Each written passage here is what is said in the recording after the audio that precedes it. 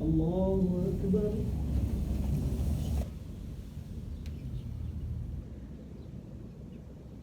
Sami Allahu liman hamidah. Allahu Akbar.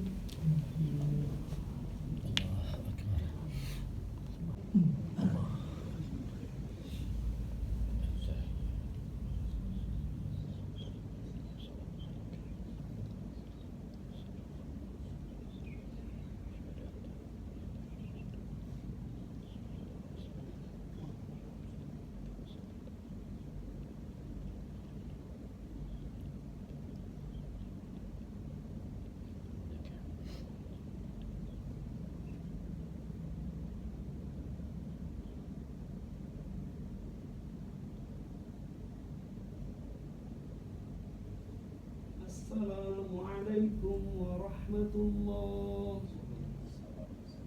Assalamualaikum warahmatullah.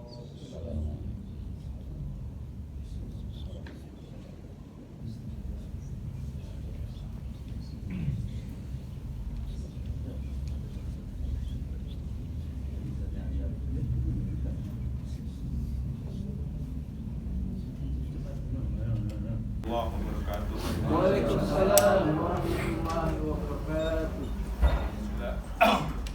Kita panjatkan syukur kepada Allah Subhanahu wa taala pada hari ini kita masih dengan iman Islam dan juga iman sehat sehingga kita bisa hadir tempat yang mulai melaksanakan sholat berjamaah. Salawat serta salam tak lupa kita sampaikan kepada Nabi kita Nabi Muhammad sallallahu alaihi wasallam serta keluarga dan sahabatnya dan juga kepada kita semua yang hadir di sini, insyaallah mendapatkan sahabatnya di hari akhir nanti. Amin. Alhamdulillah pada pertama kalinya sudah beberapa tahun kita vakum dari kajian. Belum pertama kali kita mulai lagi, insyaallah bisa berlanjutan. Amin. Untuk yang pertama kali saya mengundang Ustaz Dimas Irham. Beliau adalah seorang guru juga pendakwah. Nanti mungkin bisa memperkenalkan sendiri. Pada kajian kali ini membawakan tema seperti di layar monitor, yaitu hati-hati dengan hati. Ini adalah subtema dari kajian Tafsirul Nafs. Jadi kita yang sudah mungkin sudah mengenal ilmu din segala macam harus dibersihkan hatinya, yaitu tentang penyucian jiwa. Jadi jangan merasa berilmu, merasa sombong segala macam, nanti akan dibahas. Kita panjang lebar, demikian dari saya. Lebih kurangnya mohon maaf. Taufiq wal hidayah. Wassalamualaikum warahmatullahi wabarakatuh. Bismillahirrahmanirrahim. Assalamualaikum warahmatullahi wabarakatuh. Waalaikumsalam warahmatullahi wabarakatuh. Alhamdulillah nahmaduhu wa nasta'inuhu wa nastaghfiruh wa na'udzu billahi min shururi anfusina wa sayyiati a'malina. May yahdihillahu fala mudilla lahu wa may yudlil falan tajida lahu waliyyan mursyida. Asyhadu an la ilaha illallah wa la syarika lahu wa asyhadu anna Muhammadan abduhu wa rasuluh la nabiyya wa la rasula ba'da. Allahumma shalli wa sallim wa barik ala nabiyyina Muhammadin wa ala alihi wa ashabihi wa man tabi'ahum bi ihsanin ila yaumil din.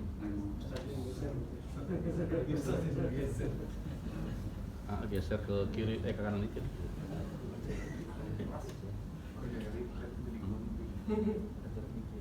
Muslimun wa inna sibidallah wa ta'atihi wa masyarakat takun. Assalamualaikum ya ayyuhalladzina amanu taqullaha haqqa tuqatih wa la tamutunna illa wa antum muslimun. Agak keras Qala suaranya. Rasulullah sallallahu alaihi wasallam, ittaqi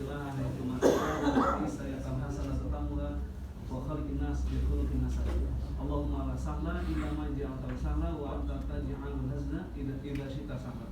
Wa qala rabbi shrah li sadri wa yassir li amri wa hlul 'uqdatam min lisani yafqahu qawli amma ba'd. Bapak Ibu jamaah salat zuhur yang mudah-mudahan senantiasa dirahmati oleh Allah Subhanahu wa taala. Bersyukur atas nikmat yang Allah karuniakan sehingga pada kesempatan siang hari ini dalam kondisi iman dan Islam sehat walafiat kita masih dapat menjalankan kewajiban kita salat zuhur berjamaah dan dilanjutkan dengan kewajiban kita yang lain yaitu thalabul ilm. Tentunya kita semua berdoa berharap memohon kepada Allah mudah-mudahan semakin hari makin bertambah kualitas ilmu, makin bertambah kualitas amal saleh dan makin bertambah kualitas iman dan takwa kita kepadanya. Yang dengan bekal iman takwa inilah satu-satunya bekal yang akan menyelamatkan kita dari dunia sampai akhirat. Wa tazawwadu fa inna khairaz zadi taqwa. Berbekallah karena sebaik-baik bekal adalah takwa. Salawat dan salam semoga tetap tercurah kehadiran qudwah dan uswah kita baginda Nabi kita Muhammad sallallahu alaihi wasallam beserta keluarganya, para sahabatnya, tabi'in tabi'in dan insyaallah sampai kepada kita umatnya yang senantiasa istiqomah beriltizam terhadap al-Islam dan sunnah-sunnah beliau hingga akhir hayat kita kelak dan mudah-mudahan di akhirat nanti kita mendapatkan syafaatul uzmanya. Amin ya rabbal alamin. Tema kita pada kesempatan hari ini adalah hati-hati dengan hati, yaitu bagian dari pembahasan tema besarnya yaitu tazkiyatun nafs. Dasarnya adalah firman Allah di dalam surat ke-62 surat Al-Jumu'ah ayat yang kedua. Ketika Allah Subhanahu wa taala berfirman, "Huwallazi ba'atsa fil ummiyina rasulan minhum." Dialah Allah yang telah mengutus kepada kaum yang ummi yang tidak bisa baca dan tidak bisa tulis rasulan minhum. Rasul yang dipilih dari kalangan kalian sendiri. Maka umatnya ummi, maka Nabi pun SAW juga ummi, tidak bisa baca, tidak bisa tulis. Yatslu alaihim. Tugasnya Nabi SAW yang pertama adalah membacakan kepada mereka, kepada kaumnya ayatihi, ayat-ayatnya Allah. Wa yuzakkihim, kemudian mensucikan mereka. Wa yu'allimuhumul kitab, mengajarkan Alkitab yaitu Al-Quran, wal hikmah dan as-sunnah, wa in kanu min qablu lafi dhalalim mubin. Padahal mereka berada dalam kesesatan yang sangat nyata. Berdasarkan ayat ini, salah satu tugas visi misi dari baginda Nabi Muhammad SAW diutus ke dunia adalah wa yuzakkihim, untuk mensucikan manusia. Maka pensucian atau bersuci dalam Islam terbagi menjadi dua. Pertama ada bersuci secara lahiriah atau toharoh jasmaniah, yaitu bersuci dari hadas dan najis. Bersuci dari hadas kita dengan cara berwudu dan juga mandi. Kalau tidak ada dengan tayamum, kalau tidak ada air. Kemudian bersuci dari najis dengan cara istinja. Kemudian yang kedua ada yang namanya toharoh secara batiniah, yaitu mensucikan diri kita, jiwa kita dari maksiat dan dosa. Dengan apa? Dengan taubat dan istighfar. Maka Allah berfirman di surat Al-Baqarah, surat nomor kedua ayat yang ke-222. Di ayat itu penutupnya Allah berfirman, Innallaha yuhibbut tawwabin wa yuhibbul mutatahhirin. Sesungguhnya Allah mencintai hamba-hambanya yang bertobat, yaitu yang melakukan tazkiyatun nafs, wa yuhibbul mutatahhirin, dan mencintai orang-orang yang mensucikan dirinya secara jasmani. Jadi orang beriman itu image yang harusnya melekat pada dirinya adalah bukan hanya bersih tapi suci. Makanya hadisnya itu kalau berdasarkan sanadnya, matanya itu punya at-tahuru syatrul iman. Kesucian itu bagian dari iman, bukan an-nadzafah, bukan kebersihan. Kenapa? Karena kalau bersih belum tentu suci, tapi kalau suci sudah pasti bersih. Nah, jadi Allah Subhanahu wa taala mengutus baginda Nabi kita Muhammad SAW, salah satunya adalah untuk mensucikan diri kita, baik lahir maupun batin. Nah, tazkiyatun nafs temanya adalah berkenaan dengan pensucian batin kita. Sedangkan kalau bab toharoh di fikih itu berbicara tentang toharoh secara jasmani. Kemudian yang kedua, Nabi kita Muhammad SAW dalam hadisnya yang diriwayatkan oleh Imam Bukhari dan Muslim, lalu dicatat oleh Imam An-Nawawi dalam kitabnya Arba'in An-Nawawi di urutan hadis nomor yang ke-6. ada hadis yang lumayan agak panjang. Di penghujungnya Nabi SAW bersabda, ala inna fil jasadil mudghah. Ketahuilah bahwa di dalam jasad kita ini, di dalam tubuh kita ini ada segumpal daging. Idza salahat salahal jasadu kullu. Yang apabila daging ini baik, maka seluruh diri kita jadi ikut-ikutan baik. Dan kebalikannya, wa idza fasadat fasadal jasadu kullu. Kalau daging itu rusak, maka rusak seluruh tubuh kita, lahir dan batin. Apa yang dimaksud daging tersebut? Ala wahiyya al-qalb. Yang dimaksud adalah qalbu, atau yang dimaksud adalah hati. Nah, ya, sebagaimana disebutkan oleh Syekhul Islam Ibnu Taimiyah dalam Majmu' Fatawanya. Jadi hatinya adalah raja. Nah, kemudian Allah berfirman dalam surat At-Tin ayat yang keempat, laqad khalaqnal insan fi ahsani taqwim. Dan sungguh Allah menciptakan manusia dalam bentuk yang paling sempurna. Jadi kesempurnaan penciptaan manusia itu berbeda dari makhluk yang lain. Paling tidak ada 3 yang kita miliki yang tidak dimiliki oleh makhluk yang lain. Yang pertama, kita memiliki akal. Yang kedua, kita memiliki nafsu. Dan yang ketiga, kita memiliki hati. Hanya saja Bapak Ibu, ketika Allah Subhanahu wa Ta'ala menyebutkan 3 hal ini, dia bukan bicara tentang organ, tapi bicaranya tentang fungsi. Pertama, bicara tentang akal. Ternyata akal itu tidak identik dengan otak. Kenapa? Karena ada makhluk punya otak tapi tidak berakal, Pak. Contohnya apa? Udang. Udang punya otak, namanya otak udang, tidak punya akal. Ada yang otaknya 2 bahkan, tapi tidak berakal. Contohnya apa? Otak-otak ikan tenggiri, itu otaknya 2 tapi tidak berakal. Nah, jadi akal itu adalah fungsi untuk berpikir. Jadi dia tidak identik dengan organnya. Nah, ini ternyata relate nih dengan ilmu pengetahuan modern, ya, yang menjadi konsentrasinya Ibu Aisyah Dahlan, yaitu yang disebut dengan neuroscience, Pak. Neuroscience. Jadi ternyata akal itu tidak identik dengan otak. Jadi akal itu adalah fungsi untuk berpikir. Maka akal itu bicaranya 2. Bicaranya tentang baik atau buruk. Tapi baik atau buruk menurut akal itu subjektif. Menurut Bapak baik, belum tentu baik menurut saya. Begitu pula kebalikannya. Nah, yang kedua, ada yang namanya nafs atau yang namanya nafsu. Nah, nafsu ini dalam Al-Quran Allah menyebut ada 3, Pak. Allah menyebut ada 3. Yang pertama, yang menjadi sifat asasinya nafsu, yaitu sebagaimana Allah firmankan di dalam surat ke-12 surat Yusuf ayat yang ke-53, yaitu inna nafsa la'amaratum bisu, bahwa nafsu manusia itu senantiasa mengajak kepada keburukan. Makanya nafsu itu bicaranya 2 hal, enak atau tidak enak. Kalau kita nanya sama nafsu, siang-siang begini lagi istirahat kerja, enaknya ngapain? Makan, tidur, kan begitu. Tapi ternyata belum tentu benar juga tuh kalau kaitan sama nafsu. Nah, makanya kalau nafsu itu, mohon maaf, bicaranya tadi masalah enak atau tidak enak.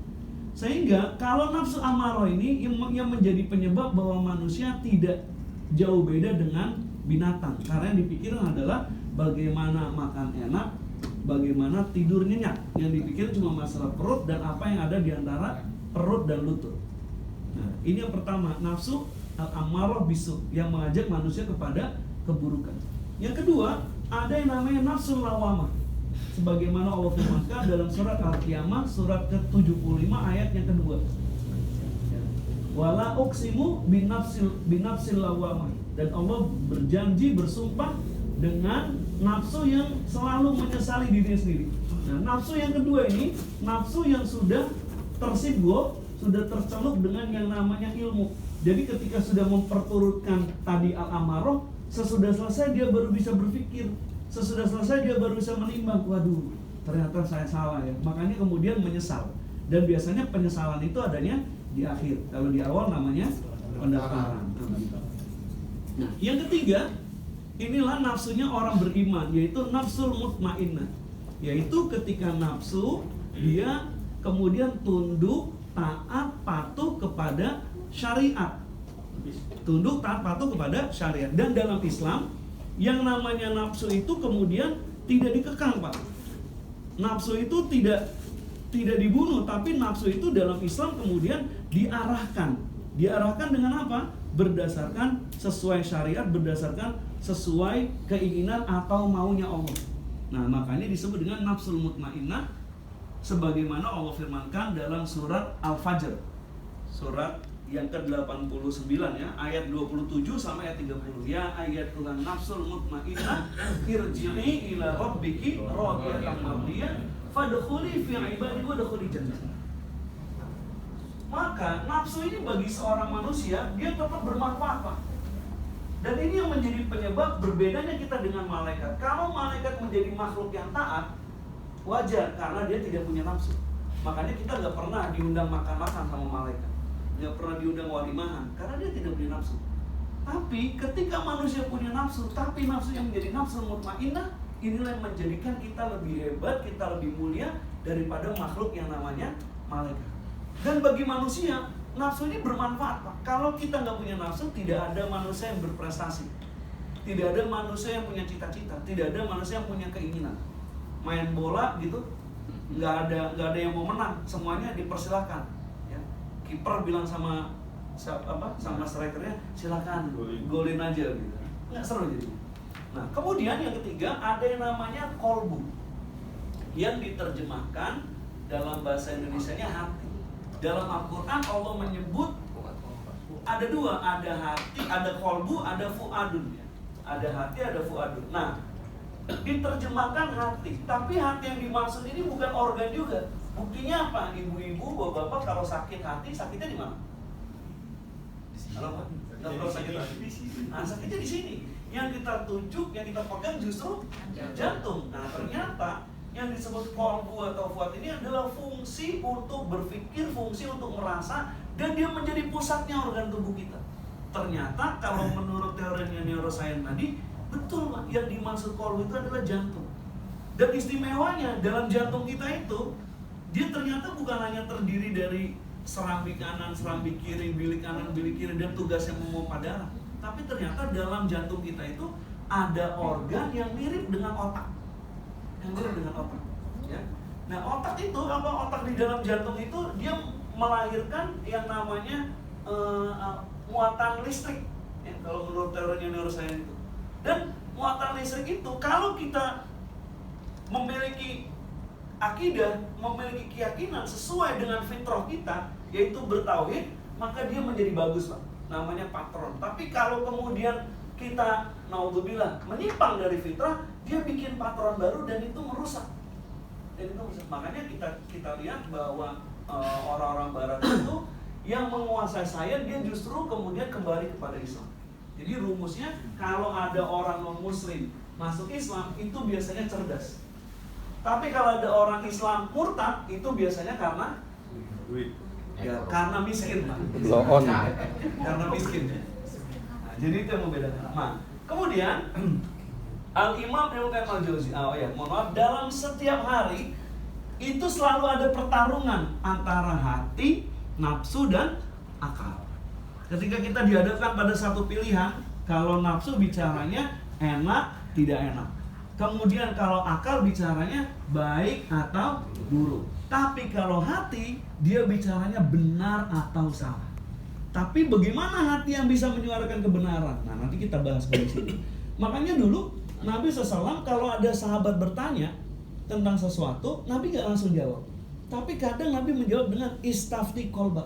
Mintalah fatwa kepada hatimu. Karena hati yang hidup dan sehat, dia adalah hati yang bisa menyuarakan kebenaran. Nah, maka kita bahas ini. Menurut Al-Imam Ibnu Qayyim al-Jauziyah bahwa pembagian hati manusia itu ada 3. Pertama yang disebut dengan kolbun salim atau hati yang hidup dan sehat, yaitu hatinya orang-orang yang beriman. Sebagaimana Allah firmankan dalam surat Al-Anfal ayat kedua sampai ayat yang keempat, indikatornya innamal mu'minun, sesungguhnya orang yang beriman itu alladzina, orang-orang yang idza dzukirallah, apabila disebut nama Allah, wajilat qulubuhum, bergetar hatinya, wa idza tuliyat alaihim ayatu zadatum imana, dan kalau dibacakan ayat-ayat Allah bertambah imannya, wa ala rabbihim yatawakkalun, dan kepada Rabbnya dia bertawakal. Alladzina yuqimuna shalah, dia mendirikan sholat. Wa mimma razaqnahum yunfikun, dan terhadap apa yang Allah rezekikan kemudian dia berinfak. Ulaika humul mu'minuna haqqo, yang demikian itulah orang yang beriman dengan sebenar-benarnya beriman. Lahum darajatun 'inda rabbihim, di sisi Allah dia mendapatkan derajat yang tinggi. Wa maghfirah, dan mendapatkan ampunan. Wa rizqun karim, mendapatkan rezeki dan juga kemurahan atau kemuliaan dari Allah Subhanahu wa taala. Nah, jadi qalbun salim penjelasannya adalah hati orang beriman yang selamat dari syahwat dan syubhat serta bersih terhindar dari berbagai macam penyakit hati. Ada nifak, syirik, riddah dan lain sebagainya. Lalu kemudian dengan keimanannya tadi, nuansa keimanan tersebut memiliki 3 indikator. Pertama, dia berakidah dengan akidah yang salimah. Yang kedua, dia beribadah dengan ibadah yang shahihah. Dan yang ketiga, dia berakhlak dengan akhlak yang karimah. Kemudian yang kedua, ada yang disebut dengan qalbun mayyit, hati yang mati. Hatinya siapa ini? Allah firmankan di surat Al-Baqarah, surat kedua, ayat yang ke-6 sampai ayat yang ke-7. Ketika Allah berfirman, innal ladzina kafaru, sesungguhnya orang yang beriman, sawaun alaihim, sama aja atas mereka, a'andzartahum, diberi peringatan, am lam tunzirhum, atau tidak diberi peringatan, la yu'minun, dia tidak beriman. Jadi hati yang mati itu adalah hati miliknya orang-orang kafir. Kenapa dia tidak berpengaruh peringatan dari Allah? Nggak ngefek kalau bahasa anak sekarang. Dijawab di ayat yang ke-7. Khatamallahu ala qulubihim. Allah Subhanahu wa taala menjadikan terkunci hati mereka. Karena awalnya memang sudah ada penolakan terlebih dahulu, Pak. Wa ala sam'ihim, juga atas pendengarannya. Wa ala absarihim, dan juga atas penglihatannya, ghishawah. Ya, ada penutup. Hati dan pendengarannya dikunci, penglihatannya ditutup. Walahum adzabun azim, dan untuk mereka adalah azab yang sangat pedih. Maka Allah firmankan di surat Al-A'raf ayat 179 itu disebutnya kal an'am, Pak. Diibaratkan seperti binatang ternak. Balhum adul, bahkan lebih sesat lagi. Kenapa demikian? Satu, lahum qulub, dia punya hati, la yafqahuna biha, tidak dipakai untuk memahami ayat-ayat Allah. Walahum a'yun, dia punya 2 mata, la yubsiruna biha, tidak dipakai untuk melihat tanda-tanda kebesaran Allah. Walahum adzanun, dia punya 2 telinga, la yasma'una biha, tidak dipakai untuk mendengar ayat-ayat Allah.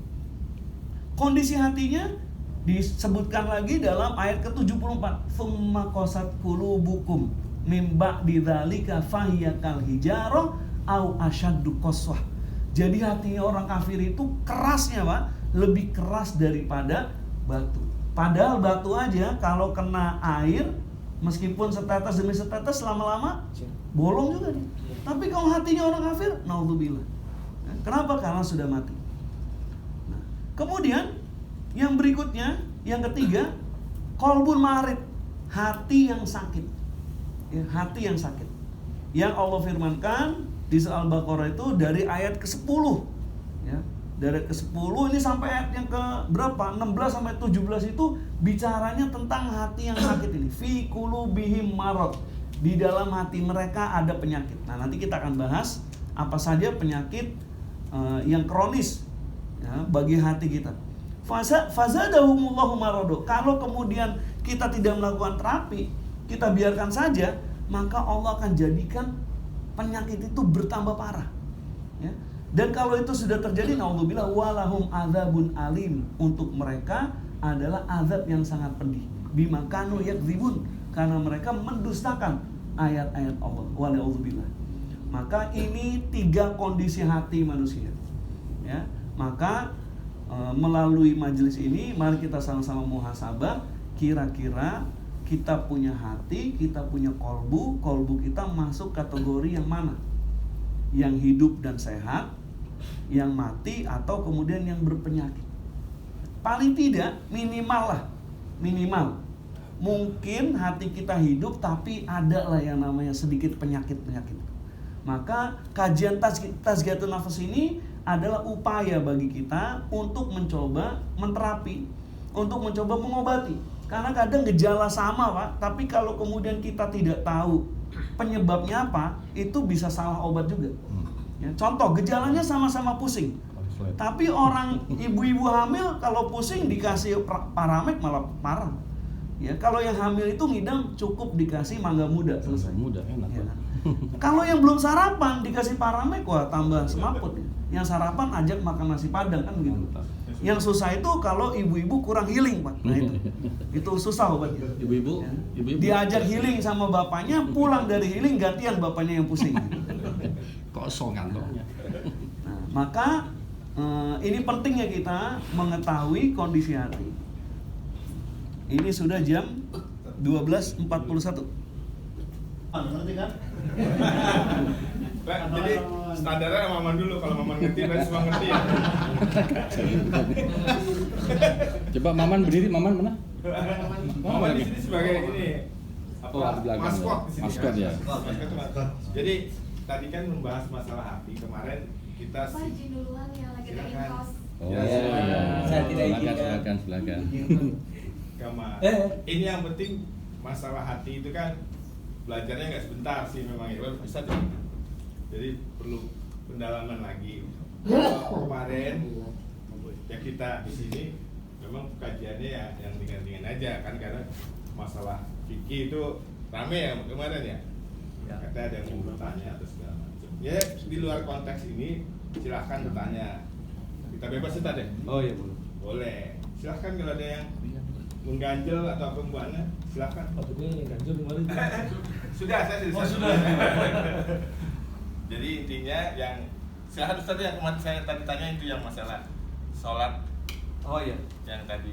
Ya, intinya sholat berjamaah kalau makmum ngikut imam. Kalau imam salah dibetulkan. Tapi kalau kemudian posisinya tadi imam sudah berdiri tegak, ya makmum ikut. Karena kalau dia balik lagi berarti nambah ini lagi, nambah gerakan lagi. Maka itu dilanjutkan, tinggal terakhir ditutup dengan sujud sahwi. Allah alam. Jadi kemarin lanjut lagi 5 itu benar kalau. Jadi kan kemarin kita ada perdebatan antara saya duduk lagi atau lanjutkan itu. Tapi tadi Ustaz menerangkan saya salah, saya udah. Kalau sudah sempurna lanjut. Walaupun nambah 5 jadi 5 rakaat. Nanti belum baca. walaupun tadi Iya. yang penting udah diri Udah tegak diri tegak, kan? itu dianggap sempurna ya Ustaz? Iya. Jadi yang masalah fikih kemarin alhamdulillah sudah ada jawabannya. Kalaupun yang misalnya saya meyakini kita harusnya sudah sudut ayat awal, tapi saya meyakini ini baru 1, saya naik subhanallah gitu kan, ya udah kita lanjut aja imam, nanti pas di jadi nggak ada tahiyat awal. Oh bukan Pak, Bukan yang sebenarnya. kalau begitu ya kan karena imamnya yakinnya masih kedua, dia pasti tasyahud dong. Enggak, ini meyakini baru yang Masih satu. nih. Jadi 1 Makmum kan. udah kedua. Kita harus saya 1, kedua, saya naik lagi tuh. Jadi yang keduanya nggak ikut. Nah, itu berarti kan harusnya itu udah rakaat ketiga. ya. Tapi pas turun Bapak tasyahud kan, karena masih meyakininya 2 kan itu. Enggak, gitu. Kan ada subhanallah. Oh gitu. Ada subhanallah kan? Jadi Aji Teguh nih Misalnya nih, misalnya. meyakini masih rakaat Dua. pertama. Hmm. Padahal makmum udah meyakini rakaat kedua. Harusnya kan tahiyat Imamnya awal. berdiri, Hmm. makmum udah ngasih kode. Subhanallah, Hmm. kan. Nah, ini imamnya ini tetap berdiri gitu. Hmm. Yang makmumnya udah tahiyat. Gitu. Seperti itu. Ya harusnya makmumnya Tasyahud. ikut berdiri itu. Ikut berdiri enggak. Jadi tidak ada tahiyat pertama. Jadi nggak ada tahiyat kan? Kita lanjutkan.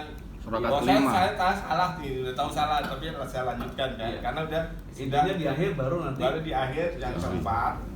bahwa Rakaat keempat. kelima berarti kan tadi kan? Iya, tetap.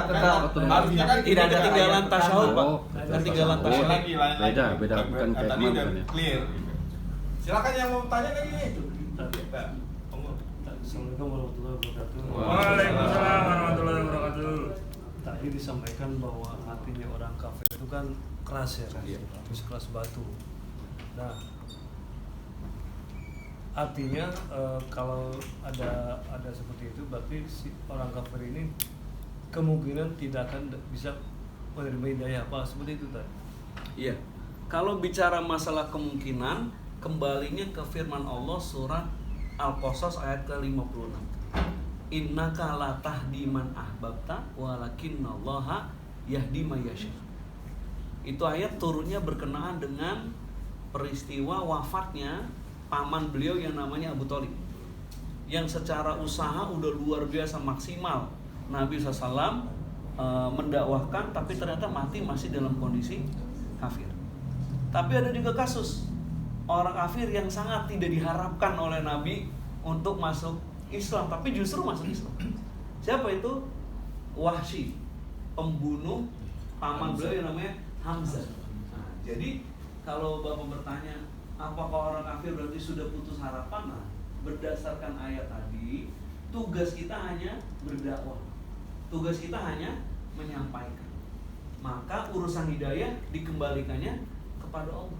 Meskipun dia orang kafir, secara teori kita tahu boleh jadi dia tidak akan menerima, tapi tugas kita hanya menyampaikan. Kenapa? Karena tadi yang menggenggam hati itu, yang menjadi punya kekuasaan itu adalah Allah Subhanahu wa taala. Tugas kita adalah berdakwah, tugas kita berusaha. Urusan hasil serahkan kepada Allah.